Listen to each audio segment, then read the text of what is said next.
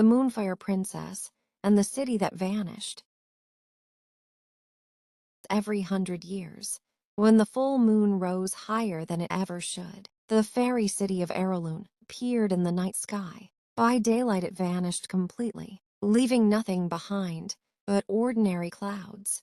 The fairies believed this magic kept their city safe from war, time, and forgetting. Princess Nyra was the reason it worked.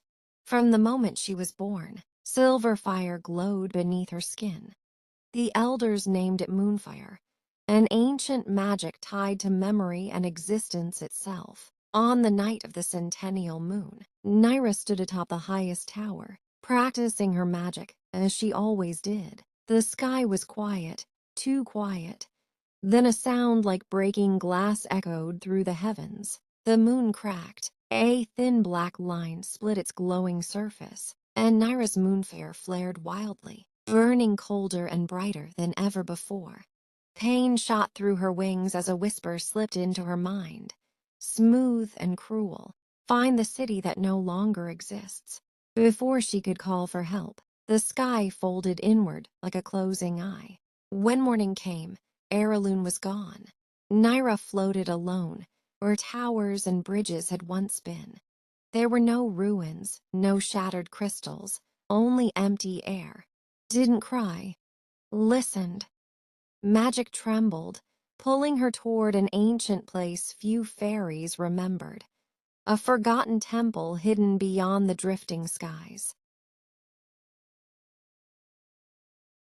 Inside, beneath layers of dust and time, she found a crystal map when Nyra touched it. Moonlight spilled across the floor, and a name burned itself into the stone. Asheville. The journey to Asheville felt wrong, as though Nyra were walking against the flow of reality. When she arrived, she understood why. The city stood frozen beneath gray skies, its streets filled with fairies locked in mid-motion, eyes wide, mouths open in silent screams. Time itself had stopped breathing there. As Nyra moved through the city, she sensed something watching her. Then she saw a boy standing beside her. His name was Iron. Iron told her his memories vanished each sunrise, but he knows he was the key to restoring stolen cities. He was also the reason they disappeared. Before Nyra could question him further, creatures emerged from the mist. Beings made of broken clock faces, shadowed limbs ticking and grinding as they moved. They were time hunters. Nyra fought them with moonfire, slowing their movements, but each spell cost her. Her wings dulled, aged at the edges, and she felt years pressing into her bones. Iron helped her escape, leading her into the palace. There, he finally told her the truth. Nyra's moonfire did not protect cities, it anchored them to existence. Someone had learned how to sever that bond, stealing cities and feeding on their stolen moments. At the edge sat a throne carved from broken starlight. Upon it rested the Silent King, ruler of forgotten moments and I abandoned am worlds. eternal. That someone waited at the edge of time.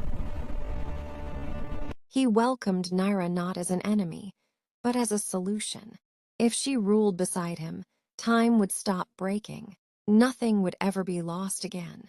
Nyra saw the trap immediately. A frozen world was not a saved one.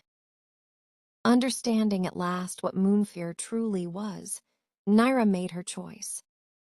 She shattered the core of her magic, releasing every city it had ever anchored. The Silent King screamed as time reclaimed him. Light burst across the sky, restoring Aayra, Asheville, and countless forgotten places to their rightful moments. Nyra fell. Nyra no longer had wings or a crown. She became something else. A constellation etched across the night sky. Below her, Aayra reappeared beneath a healed moon. A single crack remained. And somewhere beyond time, something smiled. Because even legends leave shadows behind.